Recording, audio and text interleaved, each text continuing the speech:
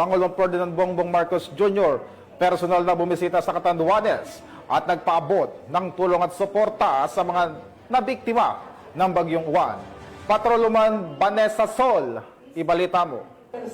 Bisita si Pangulong Ferdinand R. Marcos Jr. sa Catanduanes upang kumustahin ang mga residenteng matinding naapektuhan ng Super Typhoon Uwan at tiyaking tuloy-tuloy ang ibinibigay na tulong ng pamahalaan. Sa mga pinuntahan ng Pangulo ang Barangay Tubli sa bayan ng Karamoran, isa sa mga lugar na matinding sinalanta ng storm surge. Sa tala ng lokal na pamahalaan, 161 kabahayan ang tuluyang nasira, habang 367 ang bahagyang napinsala.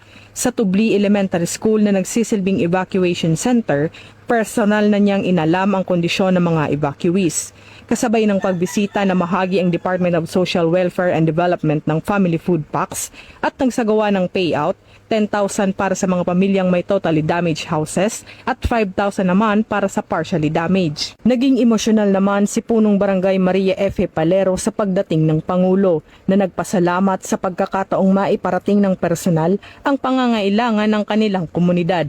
Patuloy namang tiniyak ng Malacanang na hindi iiwan ang mga pamilyang naapektuhan ng Bagyong Uwan hanggang sila ay tuluyang makabangon. Mula dito sa Legazpi City, Albay, ako ang inyong PNN correspondent, Patrolwoman Vanessa Sol, alagad ng batas, tagataguyod ng Balitang Pulis.